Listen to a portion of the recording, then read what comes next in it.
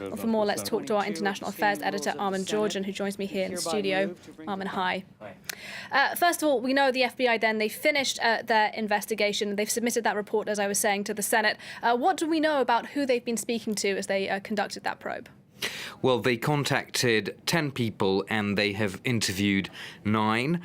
They finished the report and sent it to the White House. The White House has now sent it to the Senate, and senators will be consulting this today in a secure room. There are no copies of this report. So I think that's an important thing to underline, that we won't, in the media, nor the general public will know exactly word for word what's in it. We'll just have to infer what's in it from what senators ultimately say about it when the final vote happens, which could be this Saturday, I gather. 10 people contacted, 9 interviewed. Now, the White House, talking about this report, they're saying, a spokesman said, we are fully confident the Senate will vote to confirm Judge Kavanaugh.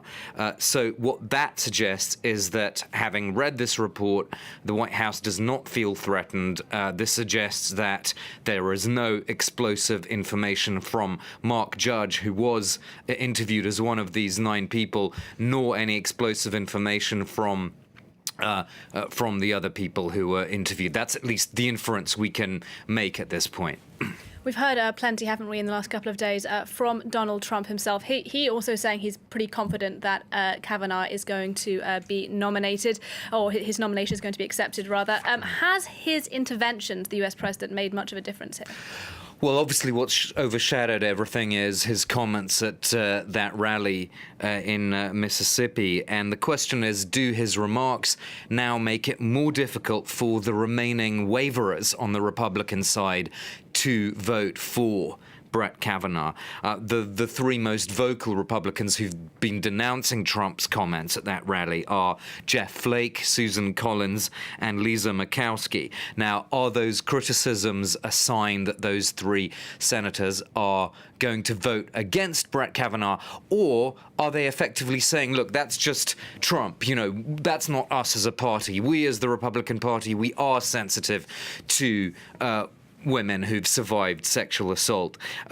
If it's the latter, then how easy would that argument be to make in their congressional districts? That's really the big question. If they're going to make that argument that this is just Trump and not the rest of us, this is not an easy judgment call, Nadia. But as for Trump himself, well, it's very clear what he was doing, keeping his base mobilized ahead of the midterms, because of course white male rage is something that he channeled in the election campaign in 2016. And that white male rage is not just a reaction to a loss of economic opportunities, it's also a reaction to a perceived loss of status in the face of confident, successful career women.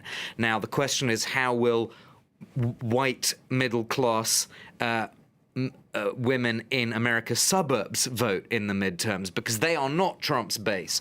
They have in the past backed candidates like John McCain and Mitt Romney. Trump is, of course, a very different political animal. So I think their responses to what's been going on with Brett Kavanaugh, but also other men who've been accused of sexual misconduct, such as Roy Moore, their responses could be a factor in the midterm elections. I don't want to say they will be a factor, but they might be a factor.